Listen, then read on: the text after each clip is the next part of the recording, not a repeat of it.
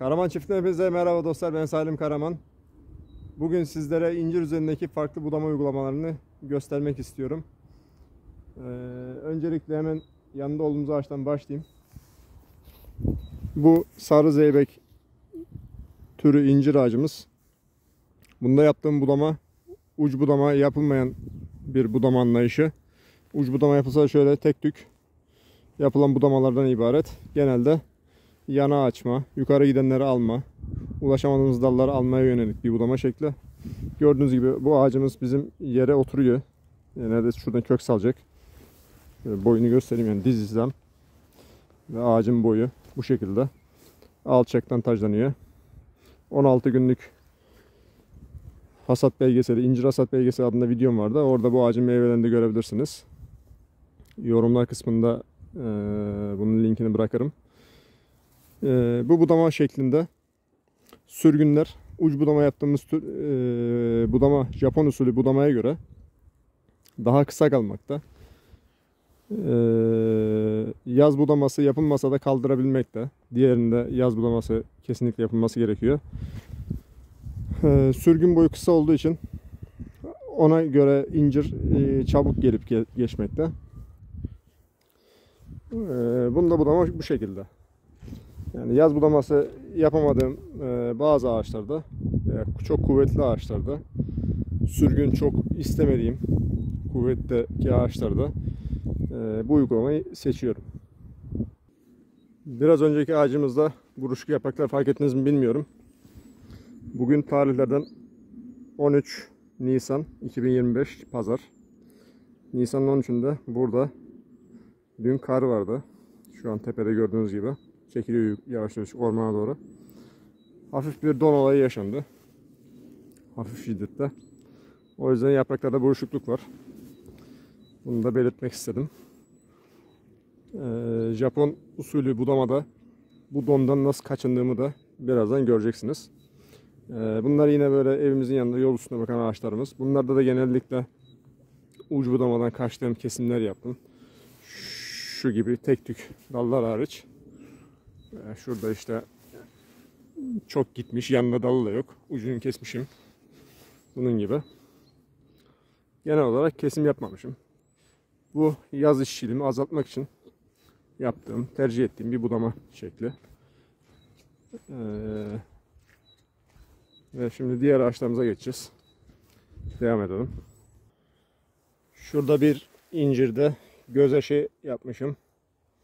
Damızlık olarak değiştirdiğim bir çeşit.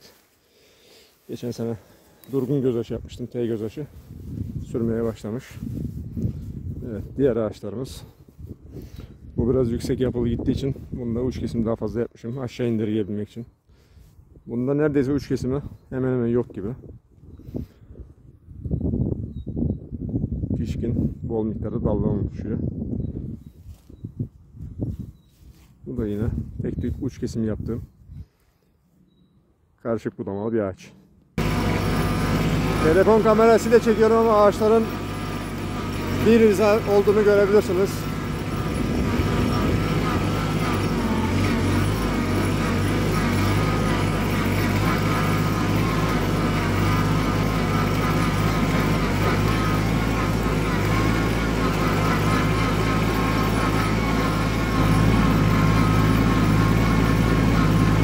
Burası yol üstü olduğu için mecbur yüksekte bırakıyoruz bu dalları.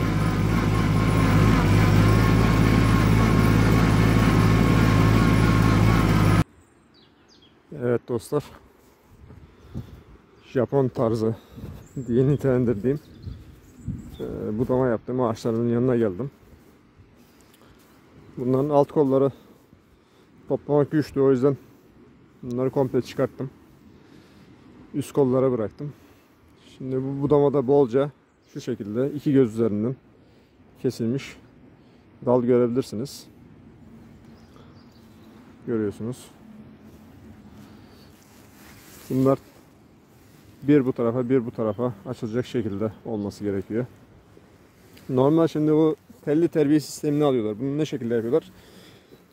Demin size videonun en başında gösterdiğim sarı zeybek incirinde yerdeydi ya dalım. Onun yeri müsait olduğu için o şekildeydi. Şimdi burada yol olduğu için zaten bunu alçak yapma durumum yok. Çünkü ya şurada kesmem lazım dalları ya da daha fazla alandan faydalanmam lazım. Ben faydalanmayı seçtiğim için o şekilde yaptım. Bunlar zaten alçak. Bunlarda sıkıntı yok.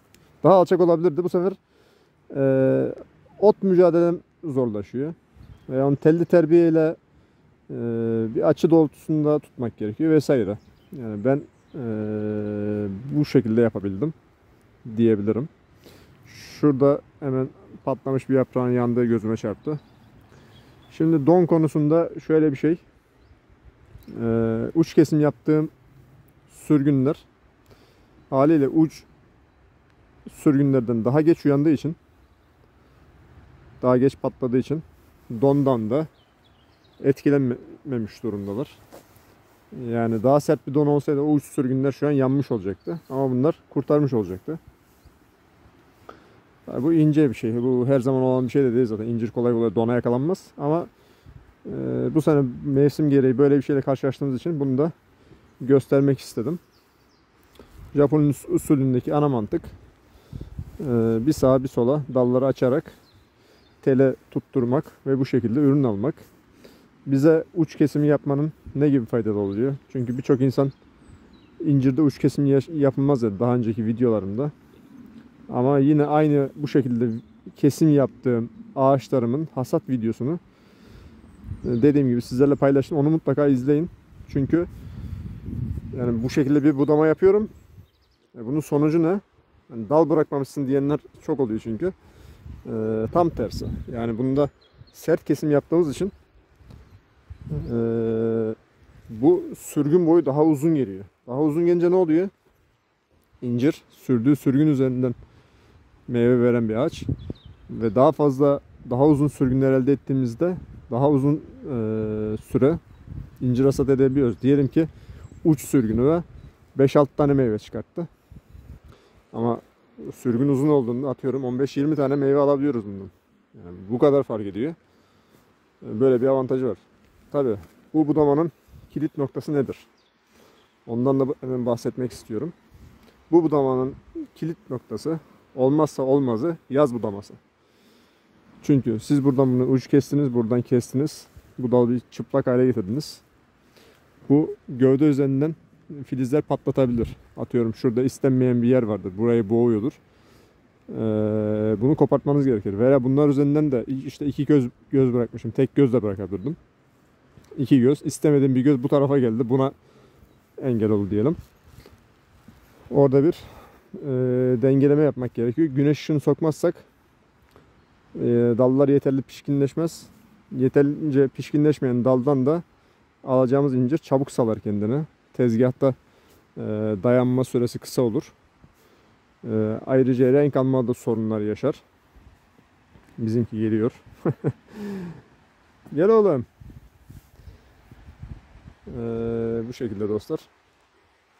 Ve bir diğer önemli konu da bu sadece sofralık çeşitlerde uygulanacak bir budama şekli dostlar. Yani siz kurutmalık incir yapan kişilerin videolarını izleyip ondaki budamayı bununla kıyaslayamazsınız. Büyük hataya düşersiniz. Çünkü onda uç kesim diye bir şey yok. Sert budama diye de bir şey yok.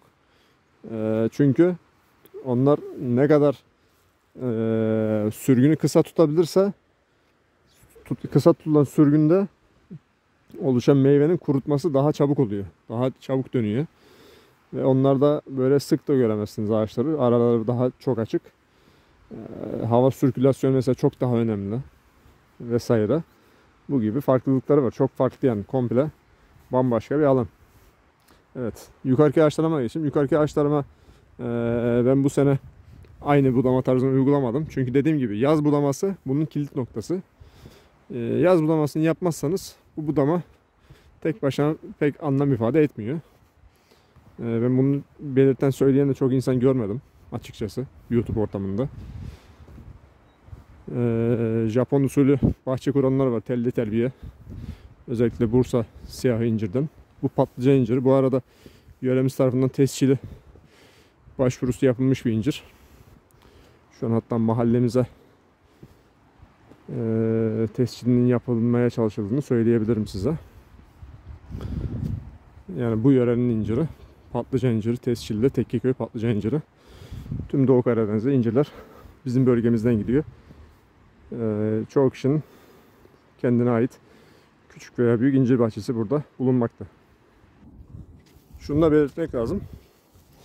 Patlıcan inciri, yani ne kadar tüm incir çeşitlerini tadabilmiş olmasak da ben öyle olduğunu düşünüyorum. Tüm incir çeşitleri içinde en fazla şeker oranını 1x deniyor. Şeker oranına sahip tür olduğunu düşünmekteyim. Bütün incirlerde ballı yapı bulunmakta, fakat bundaki aroma, lezzet daha yoğun, daha baskın. Çünkü bende Bursa siyahı da var, bardacık da var, farklı türler de var. Başka yerlerde de farklı türler deneyimledim. Bunun lezzeti daha başkadır. Yağışlara dayanıklı bir türdür. Diğer türler gibi ağzını açma yapmaz mesela. Daha yayvan gelişime sahiptir. Yayvan tutmak daha kolaydır bu ağacı. Mesela bu tarz avantajları var. Şimdi bunları göstermek istiyorum. Bunlar da gördüğünüz gibi uç kesim yapmamışım. Hepsine uç kesim yapmam lazımdı. Neden uç kesim yapmadım? Daha önceki videolarımda bu ağaçların bilenler hatırlayacaktır. Bunları da uç kesim yine yapmıştım. Dedim, yaz bulaması bana işçilik, aşağıda yaptıklarımda bile temizleyebileceğimden şüpheliyim. Bu sene iş yüküm çok fazla. O yüzden biraz kaçındım açıkçası. Zaten bu ağaçlar da alçak boyları. Alçak olduğu için de uç kesim yapmadan bıraktım diyebilirim yani. Tek tük yine var. Yok değil, aynı evin yanındakiler gibi, diğer başta gösterdiğim ağaçlar gibi. Var, yok değil ama çok değil. İşte şuralarda var mesela. Niye? Buradan sürgün patlattığında tartabilmesi için. Yok diyoruz ağacın ne yük tartabileceğini. Bu şekilde. Bunlar da genellikle uç kesim yapmadık. Yaz budamasını yapamazsak bile sıkıntı etmemesi için. Tolere edebilmesi için. Başka hiçbir sebebi yok. Evet, bunların türünün farklı olduğu dal yapısından belli oluyor. Beyaz türde bir incir çok da kaliteli değil. Ağzını açıyor. Bu şekilde. Bursa siyah ağacım da var. Ama geçici olduğu için soğuklara çok kalıyor. Bu arada şunu da söyleyeyim. O hasat videomu izleyeceksinizdir zaten. O kadar tavsiye ettikten sonra izlemeniz yani kaçınılmaz olması lazım. Onu izlediğinizde sonunda ne olduğunu da söyleyeyim size. O 16 günlük hazırlanmış bir videoydu. Ben o sene mesela hasadımı Aralık'a kadar sürdürdüm. Yanılmıyorsam son hasadımı 6 Aralık'ta yaptım. Yine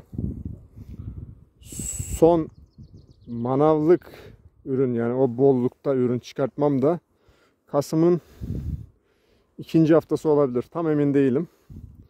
Ama onun da bir kısa shots videosu vardı. Onu da yorumlarda ayrıyetten eklemiş olurum.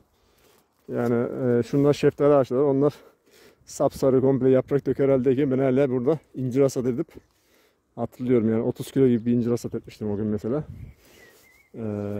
Yaklaşık 80 ağacım var dostlar. Onu da söylemiş olayım. Yani o tarihte 30 kilo incir. İyi bir miktar. Şunlar bardacık incirleri, şunlar falan filan. Bu şekilde dostlar. Don konusunda şu anda bir don gözükmüyor. Bakalım. Ucu ucuna atlattık. Bizden yukarıda don var ama bizde henüz bir şey yok. Yani yaprak kenarları hariç bazı ağaçlarda görüyorsunuz dutlar gelmeye başlamış. Doğa uyandı. Bu şekilde dostlar. Evet. Umarım faydalı olmuştur. Yine soracak olduğunuz sorular olursa yorumlar kısmında belirtebilirsiniz. Ben de memnun olurum. Bir başka videoda yine görüşmek üzere. İyi seyirler diliyorum. Hoşça kalın.